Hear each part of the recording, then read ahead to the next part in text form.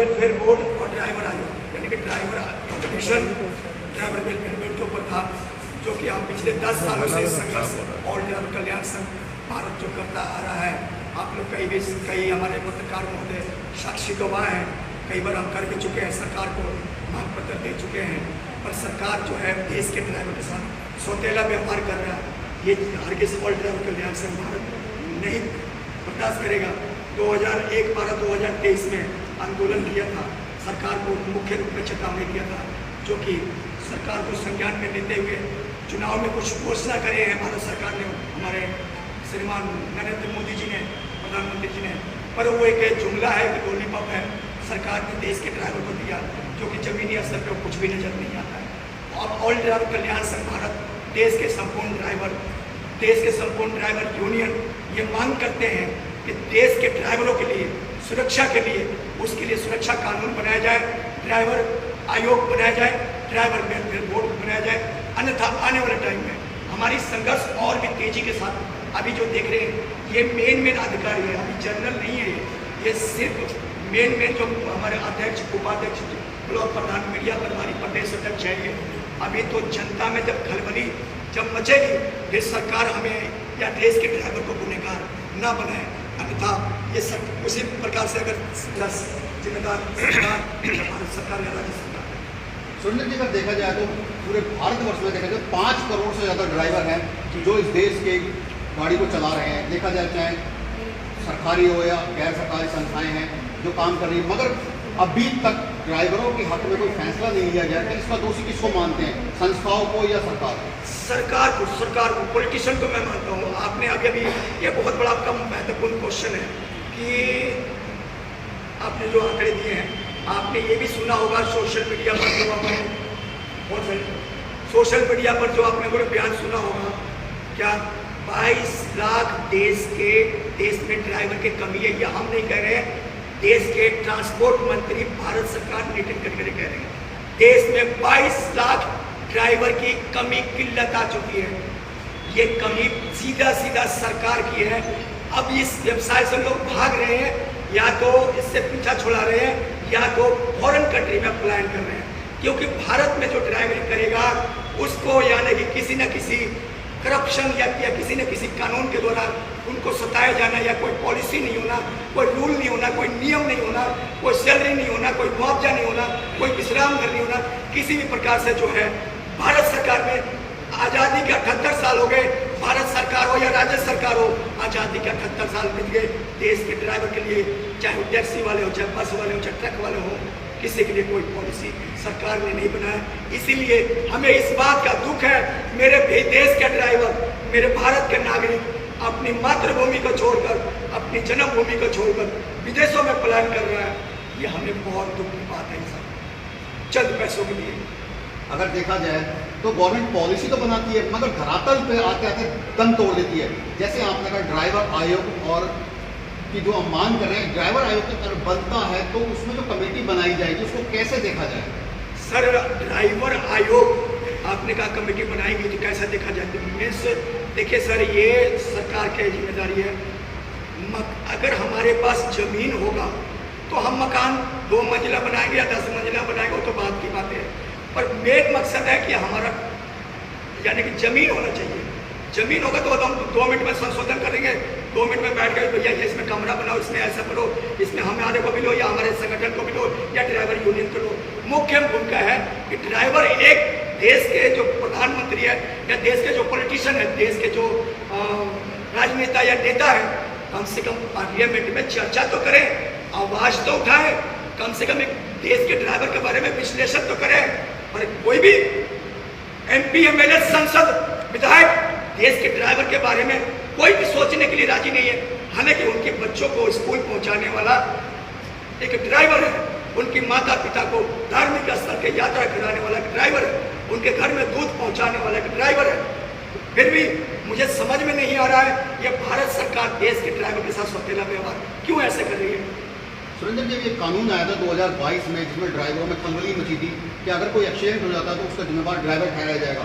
कई यूनियंस ने, कई ऑर्गेनाइजेशन ने इसका विरोध भी किया और मांग सड़कों तक पे आ गई, मगर उसके बावजूद कई एजेंसियां कई ड्राइवरों की यूनियन जाके सरकार से मिलती है और मामला ठंडे बस्ते में चला जाता है। आज सड़क तय हुई है जिसमें हमारे जो सड़क परिवहन राज्य मंत्री नितिन गडकरी जी, उन्होंने इस पर संशोधन भी किया, मगर आज वो मामला दब के रह गया। क्या इसमें कहीं ना कहीं ड्राइवर यूनियन की कमियां नहीं है? सर ये बहुत बढ़िया आपने सवाल किया कि ड्राइवर यूनियन को, क्योंकि या तो इस देश में ऐसे कानून बना दिए भारत सरकार ने, आप सरकार के खिलाफ बोलोगे, सिस्टम के खिलाफ बोलोगे तो देश द्रोही, या तो आपको तिहाड़ जेल भेज दिया जाएगा किसी न किसी अपराध में। आज भारत का नागरिक, भारत का ड्राइवर सरकारों के खिलाफ, भ्रष्ट सिस्टम के खिलाफ बोलने से पहले ना 4 बार सोचता है। मैं सरकार के ऊपर अपने भ्रष्ट सिस्टम के खिलाफ बोल रहा हूँ, क्योंकि वो सरकारें जो हैं गरीब की आवाज़ को और मजलूम की आवाज़ को दबा के रख देती हैं, ना कि उसको उठाने देती हैं। आप देखते होंगे, पहले सीधी बात करें, पहले एक आदमी मंजूरी जंतर मंतर पर सारा दिन के लेता था, अब एक आदमी को सिर्फ 3 घंटे के लिए मिलता है, 2 घंटे के लिए मिलता है। ये क्या है? ये सरकार की नीति क्या है? ये कौन सी रवैया है? यानी कि कुल मिला के, चाहे वो कोई भी हो, चाहे आप ही हो, जैसे हमारे बहुत सारे पत्रकार भाइयों के भी मैं मुद्दा देखता रहता हूँ, पत्रकार भाई भी हमारे दुखी हैं। क्या एक पत्रकार जो जनता की आवाज़ उठाता है, वही पत्रकार को एक दिन जंतर मंतर पर अपने हक के लिए जाना पड़ता है, वो भी महज 3 घंटे के लिए? क्या ये देश के कानून क्या है? I don't know. ये देश क्या चाहते हैं, देश के प्रधानमंत्री क्या चाहते हैं, हमें समझ में नहीं आता सर। सुरेंद्र जी, अगर बात की जाए, अगर सभी ड्राइवर, देश की जितनी ड्राइवर्स यूनियंस हैं या ऑर्गेनाइजेशन अगर एक हो जाएं, तो कहीं ना कहीं सरकार को आपकी बात सुननी होगी और ये लाना ही पड़ेगा। तो कहीं ना कहीं यूनियंस की जो है आपस में एकता ना होने का कारण बहुत बड़ा। सर ये आपका बहुत बड़ा महत्वपूर्ण सवाल है और इसकी 2 संक्षेप में जवाब देना चाहूँगा। पहली बात तो ड्राइवर यूनियन को इकट्ठा नहीं होने देती है सरकार। आपको कोई ना कोई बीच में सरकारी एजेंट या कोई पॉलिटिशियन शामिल कर दे ताकि यूनियन इकट्ठे ना हो जाए। और दूसरा, यूनियन इकट्ठे नहीं होने के कारण, जैसे ये टैक्सी वाला भाई है तो इसके लिए अलग फॉर्मूला निकाल देंगे, ये ट्रक वाला भाई है इसका अलग फॉर्मूला निकाल देंगे। अब क्या होता है, ये संतुष्ट हो गया मेरे को सरकार ने ये दे दिया, लॉलीपॉप दे दिया सरकार ने, अब इसको नहीं मिला, ये नाराज हो गया। यानी कि कुल मिला के फूट डालो की राजनीति ये भारत सरकार और भारतीय पॉलिटिशियन के लोग कर रहे हैं, और ये देश के ड्राइवर बर्दाश्त नहीं करेगा। अब जागरूक हो गया। आज आपको बता दूं कि पूरे भारत के जितने भी राज्य हैं, केंद्र शासित राज्य हैं, हर एक यूनियन, महासंघ, उड़ीसा महासंघ, बहुत सारे ऐसे संगठन हैं जिनका नाम लेना चाहो तो 5-10 मिनट लग जाएगा। बहुत सारे बड़े बड़े संगठन जो हैं आज दिल्ली जंतर मंतर पाए, उन्हीं मुद्दों पर लेकर आने वाले टाइम में जो या तो भारत स्टेरिंग छोड़ो अभियान, यानी कि गाड़ी छोड़ो अपने घर जाओ, हम हिंसा पर नहीं चाहते हैं। आप जिससे मांग लेके बैठ रहे हैं, तो इसको अगर आपकी मांगों पर ध्यान दीजिए तो आपका अगला कदम क्या हो? अगला कदम सर, ये बहुत बढ़िया सवाल करेगा। अगला कदम क्या है? अगला कदम यह है कि अभी सभी यूनियन के सब वही मीटिंग हुई है और बहुत जल्द जो है इंडिया लेवल पर जो है उसकी घोषणा होगी, और कि इतने तक से इतने तक के बाद पूरा भारत क्लोज, यानी कि बंद, हड़ताल।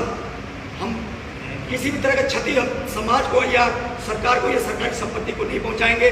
हमारा मकसद है गाड़ियां खड़ी करो, अपने अपने घर जाओ और कोई काम करो, सब्जी बेचो, दिहाड़ी करो, मजदूरी करो, ईंट भट्टे का काम करो, पर ड्राइवरी मत करो, क्योंकि ड्राइवरी करोगे तो कोई ना कोई आपको आके सताएगा और कोई ना कोई आके माँ बहन को गाली देगा। क्या है कि ड्राइवर की माँ बहन नहीं होती? क्या उसकी माँ को दर्द नहीं होता?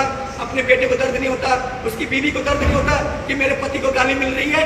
तो ये बहुत देश में दुर्भाग्य है कि देश के ड्राइवर के लिए कोई भी सेफ्टी कानून, सेल्फ डिफेंस के लिए आज महिलाओं के लिए बने हुए ना, बहुत सारी महिलाएं प्रयोग करती हैं देश के ड्राइवर के साथ। या तो वो आवाज उठाएगा, हमारे एक कार्यकर्ता के साथ मैं बताना चाहता हूँ, आज सोशल मीडिया के माध्यम से एक कार्यकर्ता के ऊपर बहुत सारे गंदे केस लगा दिए, उसको तो कौन सा केस बोलते यार, वो MD केस लगा दिए।